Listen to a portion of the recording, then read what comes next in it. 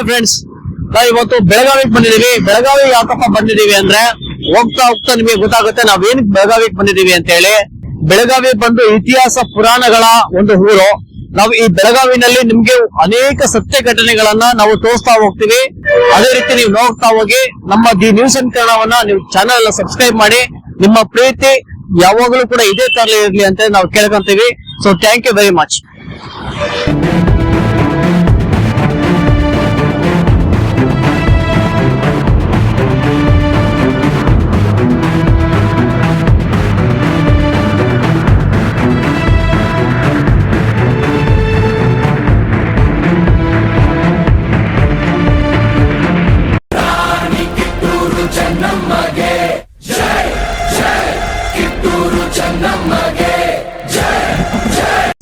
News and Kannada channel ನ ಪ್ರತಿಯೊಬ್ಬ ಪ್ರೇಕ್ಷಕ ಬಂಧುಗಳಿಗೆ ನನ್ನ ನಮಸ್ಕಾರಗಳು. ಇವತ್ತು ನಾವ್ ಎಲ್ಲಿದ್ದೀವಿ ಗೊತ್ತಾ? ಇತಿಹಾಸ ಪುರಾಣ ಪ್ರಸಿದ್ಧ ಬೆಳಗಾವಿ ಜಿಲ್ಲೆ ಕಾಕತಿಯಲ್ಲಿದ್ದೀವಿ. ಯಾಕಪ್ಪ ಅಂತೂ ಕಾಕತಿಗೆ ಬಂದೆ ಅಂತ ಯೋಚನೆ ಮಾಡ್ತಾ ಇದ್ದೀರಾ? ಎಲ್ಲ ಗೊತ್ತೇ ವಿಚಾರ ಅಲ್ವಾ? ಚೆನ್ನಮ್ಮಾಜಿ ಹುಟ್ಟಿದಂತ ಊರು. ಇಲ್ಲಿ ಅವ್ರ ಫ್ಯಾಮಿಲಿ ಇನ್ನೂ ಸಹ ಇದೆ. ಆ ಕುಟುಂಬಸ್ಥರು, ಆ ವಂಶಸ್ಥರ ಮೀಟ್ ಮಾಡೋದಕ್ಕೆ ಬಂದಿದ್ರಿ. ಅವನ್ನೆಲ್ಲ ಮೀಟ್ ಮಾಡಿಸಿ ಅವರ ಒಂದು ಹೇಗಿದ್ರು, ಅವ್ರು ಹೇಗ್ ಬಂದ್ರು, ಅವ್ರ ಫ್ಯಾಮಿಲಿ ಯಾರೆಲ್ಲ ಇದ್ದಾರೆ ಅನ್ನೋದನ್ನ, ಆ ಕುರುಹುಗಳನ್ನ ನಿಮ್ಗೆ ತೋರ್ಸಕ್ ಬಂದಿದ್ದೀನಿ. ನಾವು ಕಿತ್ತೂರು ಚೆನ್ನಮ್ಮಾಜಿ ಒಂದು ಏನು ಸಂಸ್ಥೆ ಸಂಘ ಅಂತ ಕಟ್ಕೊಂಡಿದ್ದಾರೆ. ಆ ಸಂಘದ ಅಧ್ಯಕ್ಷರು ಆರ್ ಡಿ ಪಾಟೀಲ್ ಸರ್ ಇದ್ದಾರೆ. ಡಾಕ್ಟರ್ ಎಸ್ ಡಿ ಪಾಟೀಲ್ ಅಂತ ಹೇಳಿ. ಸೊ ಆ ಚೆನ್ನಮ್ಮಾಜಿಯ ಇತಿಹಾಸದ ಬಗ್ಗೆ ನಾವು ಅವ್ರ ಕೇಳ್ತಾ ಹೋಗೋಣ. ಹೇಗಾಯ್ತು, ಅವ್ರ ಫ್ಯಾಮಿಲಿಯಲ್ಲಿ ಎಲ್ಲಿದೆ, ಹೇಗಿದ್ದಾರೆ, ಸೊ ಅವ್ರ ಬಗ್ಗೆ ಅಲ್ಲಿ ಕೇಳ್ತಾ ಹೋಗೋಣ. ಬನ್ನಿ ಸರ್. ನಮಸ್ತೆ. ನಮಸ್ಕಾರ. ಸರ್, ತುಂಬಾ ಖುಷಿ ಆಯ್ತು ನಿಮ್ನ ಮೀಟ್ ಮಾಡಿ. ಈ ಮಂಡಲ್ಗೆ ಬಂದು ನಾವು ತುಂಬಾ ಹೆಮ್ಮೆ ಅನಿಸ್ತಾ ಇದೆ ನಮ್ಗೆ. ಅದು ಈ ಕಾಕತಿ ಮಂಡಲ್ ನಾವು ಬಂದಿದೀವಿ ಅಂತ ಹೇಳಿ. ಸೊ ಎಲ್ಲಾ ವೀಕ್ಷಕರು ಕೂಡ ತುಂಬಾ ಖುಷಿ ಪಟ್ಟಿದ್ದಾರೆ.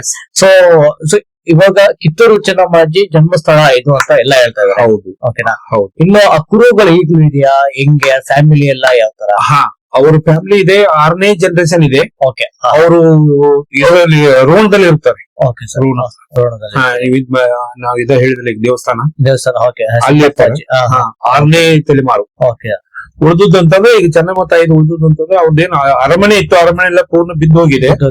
ಬೇರೆ ಕೇವಲ 1 ಎಕರೆ 10 ಗುಂಟೆ ಕುಲ್ಲಾ ಜಾಗ ಇದೆ. ಕುಲ್ಲಾ ಜಾಗ. ಅದು ಅರಮನೆ ಬಿದ್ದೋಕ್ಕಿಂತ ಮುಂಚೆ ಅದಕ್ಕೇನಾದ್ರು ಸಂರಕ್ಷಣೆ ಮಾಡ್ಬೇಕು ಅಂತ ಯಾರು ಇದ್ ಮಾಡಿಲ್ಲ. ಆ ಟೈಮ್ದಲ್ಲಿ ಇದು ಕಮ್ಮಿ ಇತ್ತು. ಸ್ಪೀಡ್ ಕಮ್ಮಿ ಇತ್ತು. ಯಾಕೆ ಸ್ಪೀಡ್ ಕಮ್ಮಿ ಇತ್ತಪ್ಪ ಅಂತಂದ್ರೆ ಇಲ್ಲಿ ನಾವು ಮರಾಠ ಜನಸಂಖ್ಯೆ 90% ಆ ಜನ ಇದ್ರು. ಓಕೆ. ನಾವು ಕೇಳ್ಪಟ್ಟಿವಿ ಮರಾಠ ಅದನ್ನೇನಾದ್ರೂ ವರ್ತಿಸ್ಕೊಂಡ್ ಬರ್ತಾರೆ ಒಂದಷ್ಟು ವಿಚಾರಗಳು ನಮಗೂ. ಹೌದು. 90% ಆ ಜನ ಇಲ್ಲಿದ್ದಾರೆ. 10% ನಾವು ಬಾಕಿ ಜನ ಇದ್ದೇವೆ. ಆದ್ರಲ್ಲಿ ಈಗ ಒಂದ್ ಸ್ವಲ್ಪ ಅವ್ರ ಶಕ್ತಿ ಕಮ್ಮಿಯಾಗಿ ನಾವು ನಮ್ ಶಕ್ತಿದಲ್ಲಿ ತಗೊಂಡಿದ್ದೀವಿ. ಅದ್ರದ್ದು ಏನು ಪ್ರಶ್ನೆ ಇಲ್ಲ. ಪ್ರತಿ ವರ್ಷ ಹಬ್ಬ ಮಾಡ್ತೀವಿ, ಜಾತ್ರೆ ಮಾಡ್ತೀವಿ, ಎಲ್ಲ ನಡೀತಾ ಇದೆ. ಬಟ್ ಆದ್ರೂ ಮೇನ್ ರೀಸನ್ ಅದಿತ್ತು. ಇದು ಅವರು ಚೆನ್ನಮ್ಮಾಜಿ ಏನು ಹುಟ್ಟಿದ್ರು ಸರ್ ಇಲ್ಲಿ, ಆಯ್ತಾ? ಇಲ್ಲಿ ಹುಟ್ಟುವಾಗ ಹೆಂಗಿದ್ರು, ಯಾವ ತರ ಮಾಡ್ತಾರೆ ಆ ಏಜ್ ಅಲ್ಲಿ ಅವ್ರ? ಈಗ ನೋಡಿ, ಅವರು ಇಡೀ ಪ್ರಪಂಚದಲ್ಲಿ ಅವರು ಎಷ್ಟು ಮಾಡಿದ್ದಾರೆ. ದೇಶ ಕಾಯುವ ಮಗಳು, ದೇಶ ಸೇವೆ ಮಾಡಿದಂತ ಮಗಳು ಅಂತ ಹೇಳ್ತಾರೆ. ಅದು ಹೇಗ್ ಬಂತು ಅವ್ರಿಗೆ? ಅದ್ರ ಬಗ್ಗೆ ಒಂದ್ ಸೆಕೆಂಡ್. ಅದೇ ಅಂತಂದ್ರೆ ಇವರು ದೇಸಾಯಿ ಮೆಣತನ ಅಂತ ಹೇಳಿ ಪೂರ್ವದಿಂದ ಇವರು ದೊಡ್ಡ ಮೆಣತನ. ಸರ್ವಸಾಧಾರಣ ಈ ಒಂದು ಏರಿಯಾದಲ್ಲಿ 1600 ಎಕರೆ ಅವ್ರದ್ದು ಭೂಮಿ ಇತ್ತು. 1600 ಎಕರೆ ಭೂಮಿ ಇತ್ತು. ಅದರ ಜೊತೆಗೇನೆ ಅವ್ರ ತಂದೆಗೆ ಸಾರ್ವಜನಿಕರಲ್ಲಿ ಬಹಳ ಉತ್ಸಾಹಿಗಳು. ಅದೇ ಒಂದು ಇಟ್ಕೊಂಡು ಇಲ್ಲಿ ಬೆಳೆದು ಯಾವಾಗಲೂ ತಾಯಿ ಚೆನ್ನಮ್ಮ ಅವರ ತಂದೆ ಜೊತೆಗೇನೆ ಈ ಸಾರ್ವಜನಿಕ ಕೆಲಸದಲ್ಲಿ ಸಹಿತ ಕೂಡ್ಕೊಂಡು ಮಾಡ್ತಿದ್ರು. ಅವರೇ ಚೆನ್ನಮ್ಮ ಅಂತದ್ರಲ್ಲಿ ಬಹಳ ಇಂಟ್ರೆಸ್ಟ್. ಆದ ಟೈಮ್ನಲ್ಲಿ ಅವ್ರು ಸ್ವಲ್ಪ 13 ವರ್ಷದಲ್ಲಿ ಇವರು ಕತ್ತಿ ವರ್ಷೆ, ಕುದುರೆ ಹೊಡೆಯೋದು ಎಲ್ಲ ಅವ್ರಿಗೆ ಟ್ರೈನಿಂಗ್ ಕೊಟ್ಟು. ಕತ್ತಿ ವರ್ಷ ಅಂದ್ರೆ ಈಗ ಕೆಲವರು ಏನ್ ಮಾಡ್ತಾರೆ ಸರ್, ಇವಾಗ ಟ್ರೈನಿಂಗ್ ತಗೊಂತಾರೆ. ಅವ್ರೇನ ಟ್ರೈನಿಂಗ್ ತಗೊಂಡಿದ್ರ ಅಥವಾ ಏನು? ತಂದೆ ಟ್ರೈನಿಂಗ್, ಮತ್ತೆ ಯಾರು ಟ್ರೈನಿಂಗ್ ಇಲ್ಲ, ಎಲ್ಲ ತಂದೆ ಟ್ರೈನಿಂಗ್, ಮತ್ತೆ ಏನು ಇಲ್ಲ. ಆ ತಂದೆ ಇದೇ ಊರ? ಹೌದು, ತಂದೆ ಇದೇ ಊರು. ಈಗ ಸರ್, ಚೆನ್ನಮ್ಮರ ವಂಶಸ್ಥರು ಅಂತ ಕೆಲವರು, ಈಗ ನಾವು ವಂಶಸ್ಥರು ಹೇಳ್ಕೊತಾ ಇದ್ದಾರೆ. ಕೆಲವು ಡಾಕ್ಯುಮೆಂಟ್ ತೋರಿಸ್ತಾ ಇದಾರೆ. ಈಗ ಅದೇನಾದ್ರು ಏನಾದ್ರು ಡಾಕ್ಯುಮೆಂಟ್ಸ್ ಏನೋ ಸಿಗ್ಬೋದು ಆ ತರ ನೋಡೋದಕ್ಕೆ ಏನಾದ್ರು?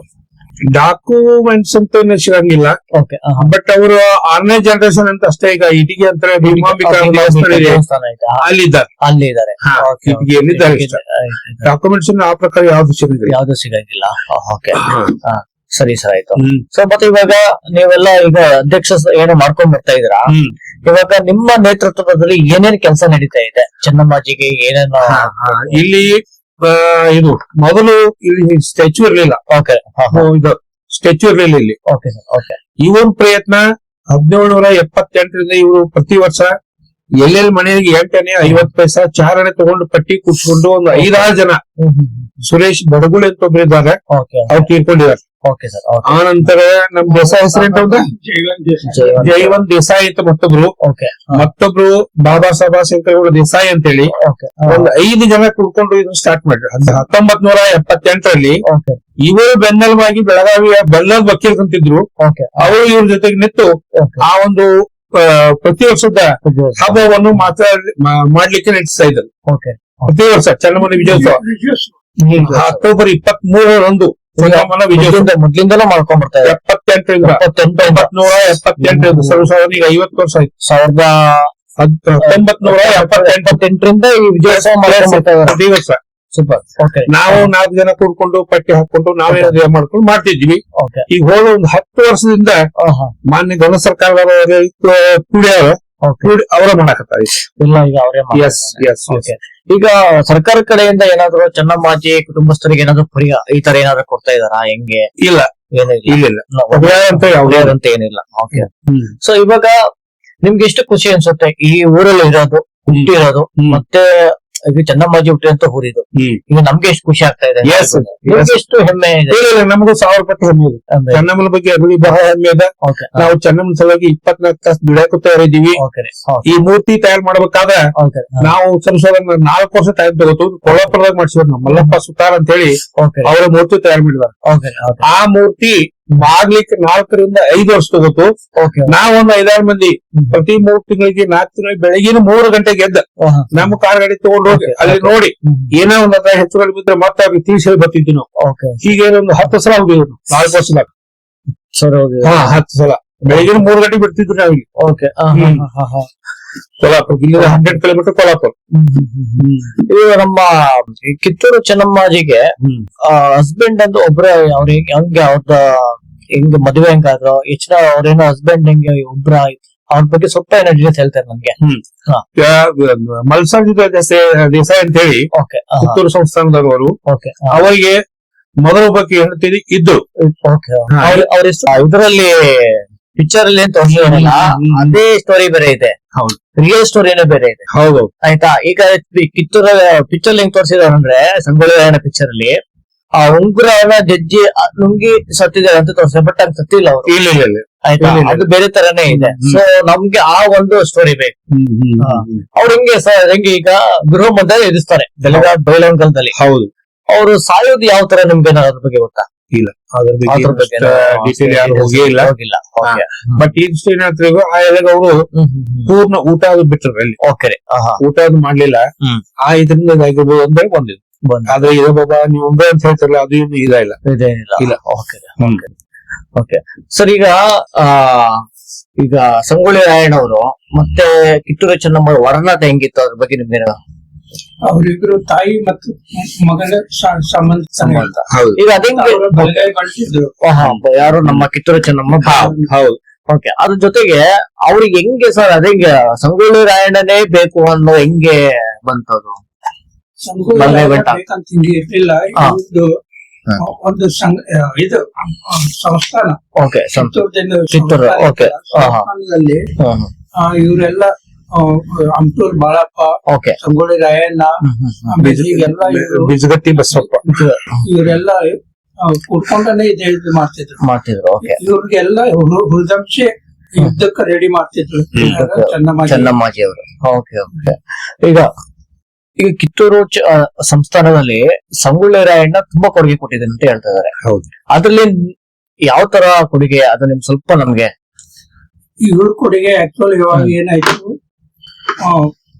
ಇದು ಚೆನ್ನಮ್ಮಾಜಿನ ಅರೆಸ್ಟ್ ಮಾಡಿದ್ಮೇಲೆ ಇವ್ರದ್ದು ಹೆಚ್ಚು ಜನ ಸೇರಿಸಿ ಪಂಗಡ ಏನೋ ಕಟ್ಟಿ ಗೆರಿಲ್ಲಾ ವಾರ್ ಮಾಡಿ ಇದು ಮಾಡಿ ಇವರು ಸಂಪೌಂಡ್ ನಲ್ಲಿ ತಹಸೀಲ್ದಾರ್ ಆಫೀಸ್ ಇತ್ತು ಅವಾಗ, ಅದಕ್ಕೆ ಅಲ್ಲಿ ಹೋಗಿ ಅಟ್ಯಾಕ್ ಮಾಡಿ ಟ್ರೆಜರಿ ಲೂಟ್ ಮಾಡೋದು, ಆಮೇಲೆ ಖಾನಾಪುರ ಸುತ್ತಮುತ್ತ ಆ ಗುಡ್ಡ ಇದ್ರ ಕಡೆ ಎಲ್ಲೂ ಒಂದು ठिकाಣದಲ್ಲಿ ಒಂದು ದಿವಸ ಇರ್ತಿರ್ಲಿಲ್ಲ.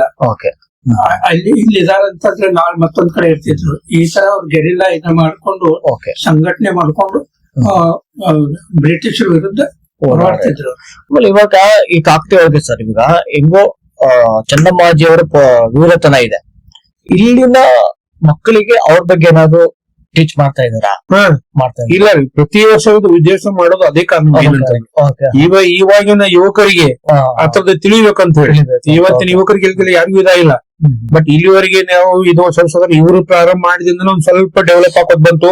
ಕಾಕ್ತಿ ಚೆನ್ನಮ್ಮ ಕಾಕ್ತಿ ಹುಟ್ಟಿದಾಳಂತ ಅದು ಬಂತು ಎಲ್ಲರಿಗೂ. ಇಲ್ಲಕ್ಕೆ ಇಡೀ ಊರವ್ರಿಗೆ ಸಹಿತ ಗೊತ್ತಿರ್ಲಿಲ್ಲ ಚೆನ್ನಮ್ಮ ಇಲ್ಲೇ ಹುಟ್ಟಿದಾಳಂತ ಹೇಳಿ 78ಕ್ಕಿಂತ ಮೊದಲು.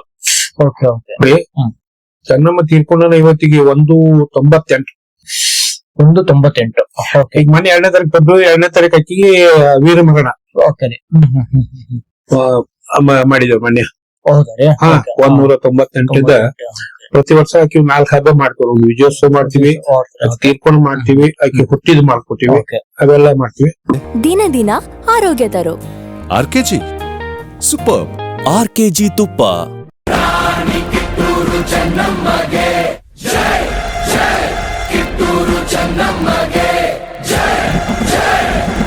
ನನ್ನ ನ್ಯೂಸ್ ಅಂಟ್ ಎಲ್ಲ ವೀಕ್ಷಕರಿಗೆ ಏನು ಖುಷಿ ಅಂದ್ರೆ, ನಾನು ಇವತ್ತು ಕಾಕತಿಯಲ್ಲಿದ್ದೀನಿ, ಚೆನ್ನಮ್ಮಾಜಿ ಜನ್ಮಸ್ಥಳ. ತುಂಬಾ ಖುಷಿ ಆಗ್ತಾ ಇದೆ. ಅಪ್ಪ ನಿಜವಾಗ್ಲೂ ಎಲ್ಲರೂ ಒಂದ್ಸರಿ ನಮಸ್ಕಾರ ಮಾಡ್ಕೊಳ್ಳಿ ಆಯ್ತಾ. ನಿಜವಾಗ್ಲೂ ನಾವು ಕಾಕತಿಗೆ ಬಂದಿರೋದು ತುಂಬಾ ಒಂದು ಅದ್ಭುತ ಕ್ಷಣಗಳಿವೆಲ್ಲ. ಇಂತ ಒಂದು ದೇಶಕ್ಕೆ, ಇಂತ ಒಂದು ಮಣ್ಣಿಗೆ ನಾನು ಬಂದು ಕಾಲಿಕ್ಕೆ ನಮ್ಗೂ ಖುಷಿ ಆಗ್ತಾ ಇದೆ. ಇನ್ನು ಕರ್ಕೊಂಡ್ ಬಂದಿ ನಮ್ಗೂ ಖುಷಿ ಆಗ್ತಾ ಇದೆ. ಅದ್ರ ಜೊತೆಗೆ ಈ ಸ್ಟ್ಯಾಚು ಚೆನ್ನಮ್ಮಾಜಿನ ಕ್ರೂರ ಉಳಿಸಿದಂತ ಒಂದಷ್ಟು ಜನ ಇದ್ದಾರೆ ಇಲ್ಲಿ.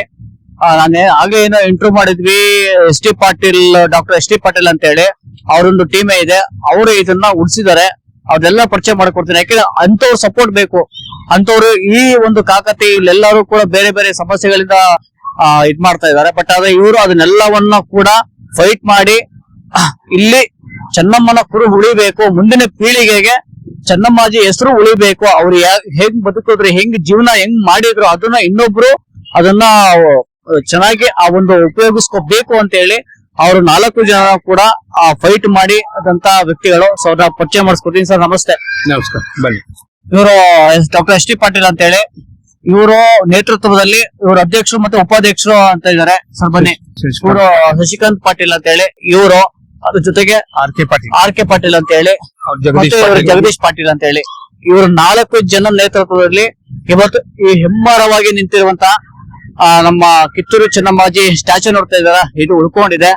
ಸೊ ನೀವೆಲ್ಲರೂ ಕೂಡ ಇವರಿಗೆ ಒಂದು ಥ್ಯಾಂಕ್ಸ್, ಅದ್ರ ಜೊತೆಗೆ ಒಂದು ಶುಭಾಶಯನ ಹೇಳಿ ಇದೇ ತರ ಹೋರಾಟ ಮಾಡಿ ಇನ್ನು ಅನೇಕ ರೀತಿಯ ಚೆನ್ನಮ್ಮಾಜಿಯನ್ನ ಉಳಿಸ್ಕೊಳ್ಳೋದಿಕ್ಕೆ ಇವ್ರ ದೇವ್ರ ಶಕ್ತಿ ಆಯಸ್ಸು ಕೊಡ್ಲಿ ಅಂತೇಳಿ ನಾವೆಲ್ಲರೂ ಕೂಡ ಕೇಳ್ಕೊಳ್ಳೋಣ ಆಯ್ತಾ. ಸೊ ನಾವು ಇಲ್ಲಿ ಬಂದಿದೀವಿ, ಇನ್ನು ಅನೇಕ ಸರಣಿಗಳಿದೆ, ಇಲ್ಲ ಕೂಡ ನೀವು ನೋಡ್ತಾನೆ ಇರಿ. ಸೊ ಇವಾಗ ನಾವೆಲ್ಲರೂ ಕೂಡ ಚೆನ್ನಮ್ಮಾಜಿಗೆ ಒಂದು ಮಾಲೆ ಹಾಕೋಣ ಆಯ್ತಾ. ಸೊ ನಿಮ್ ಪ್ರೀತಿ ಸದಾ ಹೀಗೇನಿರ್ಲಿ. Thank you.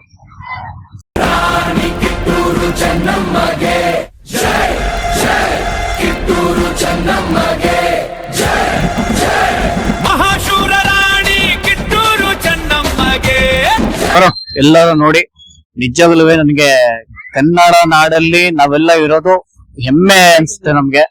ಇಂಥ ಒಂದು ಇತಿಹಾಸ, ಇಂಥ ಒಂದು ಚೆನ್ನಮ್ಮ ಹುಟ್ಟಿದ ನಾಡು ಇನ್ನೂ ಇದೆ. ನಿಮ್ಗೆ ಎಷ್ಟೋ ಜನಕ್ಕೆ ಗೊತ್ತಿಲ್ಲ, ಚೆನ್ನಮ್ಮ ಹುಟ್ಟಿದ್ದು ಕಾಕತಿ ಅಂತಾನೆ ಎಷ್ಟೋ ಜನಕ್ಕೆ ಗೊತ್ತಿಲ್ಲ. ಅದು ಇವತ್ತು ತಿಳ್ಕೊಳ್ಳಿ. ನೀವೇನಾದ್ರು ಚೆನ್ನಮ್ಮಾಜಿ ಊರಿಗೆ ಬಂದ್ರೆ, ಕಾಕತಿಗೆ ಬಂದ್ರೆ ಇವ್ರನ್ನ ಮೀಟ್ ಮಾಡಿ ಇವ್ರಿಗೊಂದು ಥ್ಯಾಂಕ್ಸ್ ಹೇಳಿ. ಯಾಕಂದ್ರೆ ಇವತ್ತು ನಾವೆಲ್ಲ ಬಂದ್ರೆ ಇನ್ನು ಕುರುಗಳು ಉಳಿಸಿದ್ದಾರೆ ಅಂದ್ರೆ ಕಾರಣ ಇವ್ರಾಗ್ತಾರೆ. ಸೊ ಇವ್ರಿಗೆಲ್ಲರಿಗೂ ಕೂಡ ನಾನು ಕೂಡ ಥ್ಯಾಂಕ್ಸ್ ಹೇಳ್ತೇನೆ. ಸೊ ಚೆನ್ನಮ್ಮಾಜಿ ಈ ಒಂದು ಗ್ರಾಮಕ್ಕೆ ಬಂದಿದ್ದೀನಿ, ಹುಟ್ಟಿದ ಗ್ರಾಮಕ್ಕೆ ಬಂದು ನನ್ಗೆ ತುಂಬಾ ಖುಷಿ ಆಗ್ತಾ ಇದೆ. ನಾನು ಇನ್ನೂ ಒಂದ್ಸತಿ ಆಶೀರ್ವಾದ ತಗೋತಾ ಇದ್ದೀನಿ. ಸೊ ನೀವು ಕೂಡ ಆಶೀರ್ವಾದ ತಗೊಳ್ಳಿ ಅಂತ ಹೇಳಿ ನಾನು ಕೇಳೋದು. So thank you very much. ಏನು ಕಪ್ಪ? ನಾವು ನಿಮಗೆ ಕಪ್ಪ ಕೊಡಬೇಕೆ? ಕಬ್ಬು ತಿನ್ನುವುದಕ್ಕೆ ಬಿಟ್ಟ ತಪ್ಪಿಗೆ ಕೂಲಿಯನ್ನು ಬೇರೆ ಕೊಡಬೇಕೆ? ನಮಸ್ತೆ. ಇವಾಗ ನಮಸ್ಕಾರ.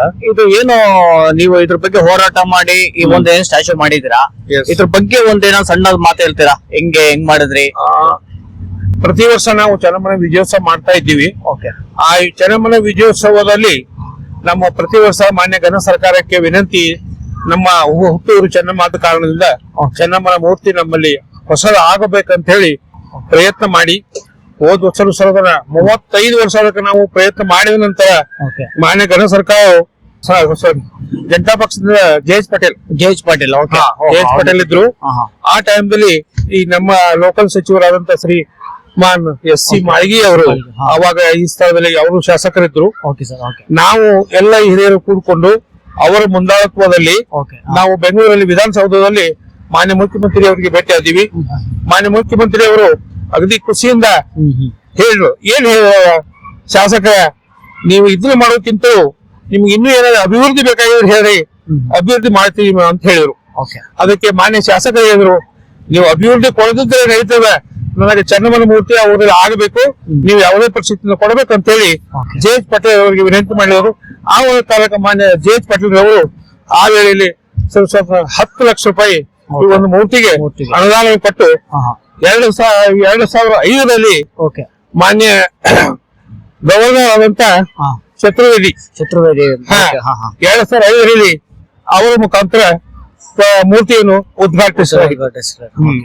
ನೋಡಿ ಪ್ರಿಯ ವೀಕ್ಷಕರೇ, ತುಂಬಾ ಖುಷಿ ಆಗುತ್ತೆ ನೋಡಿ, ಇವರೆಲ್ಲ ಇಷ್ಟು ಹೋರಾಟ ಮಾಡಿ ಈ ಏಜ್ ಅಲ್ಲಿ ನಿಜವಲ್ಲವೇ ನಮ್ಮಂತ ಹುಡುಗರು ನಾವು ಫೈಟ್ ಮಾಡ್ಬೇಕು.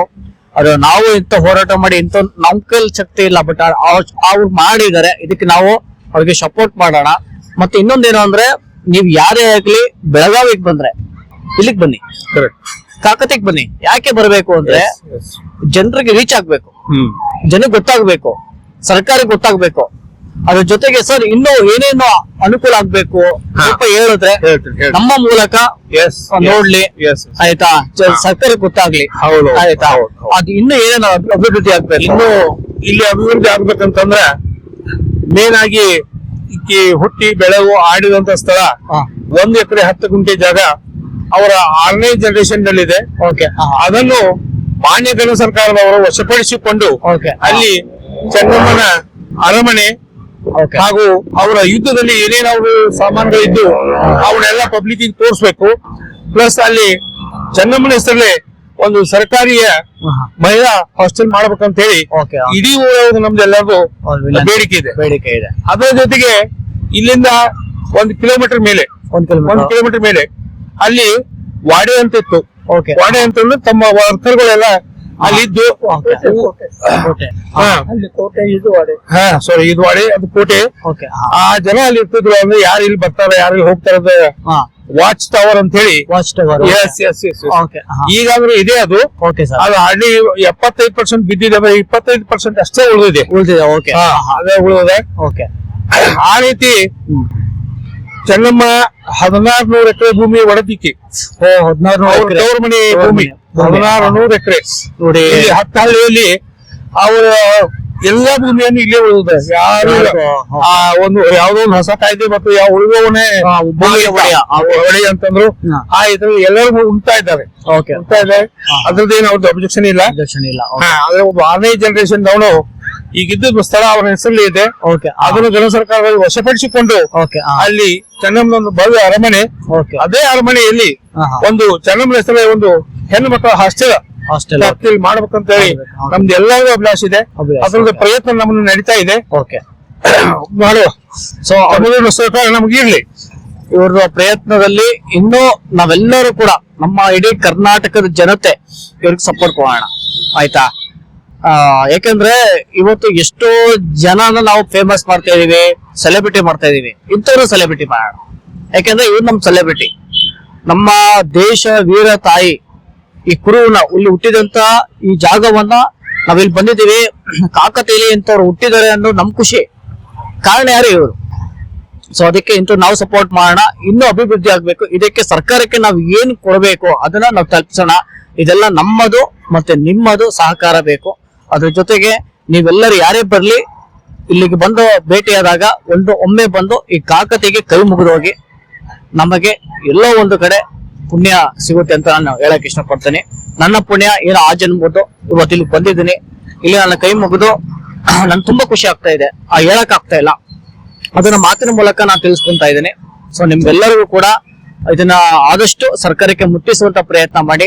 ಅದ್ರ ಜೊತೆಗೆ ಇನ್ನೂ ಏನು ಅಭಿವೃದ್ಧಿ ಆಗ್ಬೇಕು ಅಂತ ಇವ್ರು ಕೇಳಿದ್ರು ಅದೆಲ್ಲವೂ ಕೂಡ ಸರ್ಕಾರ ಮಾಡ್ಕೊಡ್ಲಿ ಅಂತ ಹೇಳಿ ನಾವು ಕೂಡ ಸಪೋರ್ಟ್ ಮಾಡ್ತಾ ಇದ್ರಿ. ನೀವು ಕೂಡ ಸಪೋರ್ಟ್ ಮಾಡಿ. ನೋಡ್ರಿ, ಒಂದ್ ಜನ ಇಲ್ಲ, ಹೈವೇ ಇದೆ, ಓಕೆ ನ್ಯಾಷನಲ್ ಹೈವೇ ಇದೆ. ಏನು ಯಾರಿಗೆ ಹೋಗಿ ಬರ್ಲಿಕ್ಕೆ ಯಾರಿಗೆ ಏನ್ ತೊಂದರೆ ಇಲ್ಲ. ಓಕೆ ಆ, ಇಲ್ಲಿ ಮೈಸೂರು, ಬೆಂಗಳೂರು, ಎಲ್ಲಿ ಜಿಲ್ಲೆಯಿಂದ ಬಂದ್ರು ಕೂಡ ಇಲ್ಲಿ ಬರ್ಬೋದು. ಹಂಗೆ ಒಂದು ಇಲ್ಲಿ ಒಂದು ಪ್ರವಾಸಿ ತಾಣ ಅದು. ಪ್ರವಾಸಿ ತಾಣ. ಎಲ್ಲಿ ಬೇಕಾದಲ್ಲಿ ಎಲ್ಲಿ ಬೇಕಾದ್ರೆ ಹಳ್ಳಿಯಲ್ಲಿ ಎಲ್ಲಿ ಪ್ರವಾಸಿ ತಾಣ ಆಗ್ತಾವ. ಹೌದು. ಹೈವೇ ನಮ್ಮಲ್ಲಿ ಆಗ್ಬೇಕಂತ ನಮ್ದು ಬಹಳ ಪ್ರಯತ್ನ ಇದೆ. Okay. ನಾವ 24 ತಾಸು ನಾವು ದುಡ್ಲಿಕ್ಕೆ ತಯಾರಿ ಇಲ್ಲಿ. Okay. ನಾವು ಇಲ್ಲಿ ಇಷ್ಟ್ ಮಂದಿ ನಾವು ಯಾವ್ದಕ್ಕೂ ಈ ಭೇದ ಭಾವ ಇಲ್ಲ, ಇನ್ನೇನ ಯಾವ್ದು ಏನಿಲ್ಲ, ಸರ್ಕಾರಕ್ಕೆ ಏನು ಬೇಕಾಗ. ಆದ್ರೆ ಇಲ್ಲಿ ಹೈವೇ ಮೇಲೆ ಒಂದು ಕೆಲಸ ಇಲ್ಲಿ ಒಂದ್ ಆಗ್ಲಿ ಮೈಸೂರಿಂದ ಬೇಡ್ತಾರ, ಬೆಂಗಳೂರು ಹೋಗ್ತಾರ. ಹೌದು, ಹೌದು. ಕಾಕತಿ ಹೌದು, ಕಾಕತಿ ಹೌದು. ಅಂದ್ರೆ ಯಾರು? ಕಾಕತಿ ಅಂದ್ರೆ ಚೆನ್ನಮ್ಮ. ಚೆನ್ನಮ್ಮ. ಓಕೆ. ಕಾಕತಿ ಅಂದ್ರೆ ಚೆನ್ನಮ್ಮ. ಈಗ ವಿಧಿ ಆಗಬೇಕು ಎಲ್ಲ ಜನರಲ್ಲಿ ಬರಲಿ. ಕಾಕತಿ ಅನ್ನೋದು ಯಾರಿಗೆ ಇನ್ನು ಆ ಜನ ನಾವು ನಮ್ಮ ಇದೆಲ್ಲ ಹೇಳುದಿಲ್ಲ. ಓಕೆ. ಕಾಕತಿ ಅನ್ನೋದು ಏನು ಯಾರಿಗೂ ಜನರನ್ನ ಗೊತ್ತಿರ್ಲಿಕ್ಕಿಲ್ಲ. ಗೊತ್ತಿರ್ಲಿಕ್ಕಿಲ್ಲ. ಹೌದು. ಆದ್ರೆ ಅವಾಗ ನಮ್ ತಾಯಿ ನಮ್ಮ ಸ್ವತಂತ್ರ ಈ ಮಾಡ್ಯಾಳ. Okay. ಅಂತ ತಾಯಿ ನೆನಪಿಗೆ ನಂದಗಡದಲ್ಲಿ ಅದು ಸಂಗೊಳ್ಳಿಯಲ್ಲಿ ಅಭಿವೃದ್ಧಿ. ಕರ್ನಾಟಕ ಸರ್ಕಾರ ತಮ್ಮ ಇದ್ರೊಳಗೆ ತೆಗೆದುಕೊಂಡು ಎಲ್ಲ ಅಭಿವೃದ್ಧಿ ಮಾಡಿದ್ದಾರೆ ಅಲ್ಲಿ. ಅದೇ ತರ ಇಲ್ಲೂ ಕಾಕತಿಯಲ್ಲಿನೂ ಕಾಕತಿಯ ತವರು ಮನೆಯಲ್ಲಿ ಚೆನ್ನಮ್ಮಾಜಿಯ ಎಲ್ಲ ಇದು ಆಕೆ ಹುಟ್ಟಿದಾಗಿಂತ ಮ್ಯಾರೇಜ್ ಆಗಿ ಹೋಗುವವರಿಗೆ ಏನೇನ್ ಆಯ್ತು ಅಂತ ಸ್ಟ್ಯಾಚ್ಯೂ ಮ್ಯೂಸಿಯಂ ಟೈಪ್ ಇಲ್ಲಿ ಮಾಡ್ಬೇಕು. ಹೇಗೆ ಒಂದು ಮ್ಯೂಸಿಯಂ ಇದೆ, ಹಾ. ಆ ತರ ಒಂದು ಮ್ಯೂಸಿಯಂ ಮಾಡ್ಬೇಕಂತ ನಮ್ಮ ಅನಿಸಿಕೆ ಇದೆ. ಹೇಳ್ತೀವಿ. ಉತ್ತರ ಕರ್ನಾಟಕದವರು ಎಷ್ಟೋ ಜನ ಹೇಳ್ತಾರೆ ಅವರು ಒರಟು ಜನ ಅಂತ. ಒರಟಾಗಿರ್ಬೋದು, ಮನ್ಸಿದೆಲ್ಲ ಹೇಳಕ್ಕೆ ಆಗಲ್ಲ. ತುಂಬಾ ಮೃದು. ಆ ವ್ಯಕ್ತಿಗಳಿಗೆ ನಾವ್ ಯಾವತ್ತೂ ಋಣಿಯಾಗಿರ್ತೀವಿ. ತುಂಬಾ ಖುಷಿ ಆಗುತ್ತೆ ನನಗೆ ಇಲ್ಲಿಗೆ ಬಂದು, ನಾವ್ ಅಲ್ಲಿಂದ ಇಲ್ಲಿಗೆ ಬಂದು ಇಷ್ಟು ಪ್ರೀತಿಯಿಂದ ಇವರೆಲ್ಲ ಇಲ್ಲಿಗೆ ಬಂದು ನಮ್ಮನ್ನ ನೋಡಿ ಈ ತರ ಎಲ್ಲ ತೋರ್ಸಿ ನಮ್ಗೆ ತುಂಬಾ ಹೆಮ್ಮೆ ಅನಿಸ್ತಾ ಇದೆ. ಸೊ ನೀವು ಬನ್ನಿ. ಸೊ ಕ್ಲಿನಿಕ್ ಹೆಸರು ಹೇಳ್ಬೋದಲ್ವಾ? ಹೇಳಿ ಇಲ್ಲೇ ಇಲ್ಲಿ ಎಂಟ್ರೆನ್ಸ್ ಆಗ್ಬೇಕಾದ್ರೆ ನಿಮ್ಗೆ ಒಂದು ಸೇತುವೆ ಕಾಣುತ್ತೆ. ಒಳಗಡೆ ಬಂದ್ರೆ ಡಾಕ್ಟರ್ SD ಪಾಟೀಲ್ ಅಂತ ದವಾಖಾನೆ ಇದೆ, ಆಯ್ತಾ? ಅಲ್ಲಿಗೆ ಬಂದ್ರೆ ಈ ಒಂದು ಒಳಗಡೆ ನಿಮ್ನ ಅವ್ರು ಬಿಡ್ತಾರೆ. ಬಂದು ನಿಮ್ಮ ಪ್ರೀತಿ ಏನಿದೆ ಅಂತ ತೋರಿಸಿ ನೀವು ಹೋಗ್ಬೋದು, ಆಯ್ತಾ? ಇದೊಂದು ಪ್ರವಾಸಿ ತಾಣ ಮಾಡಕ್ಕೆ ನಾವೆಲ್ಲ ಪಣ ತೊಡೋಣ, ಆಯ್ತಾ? So thank you very much.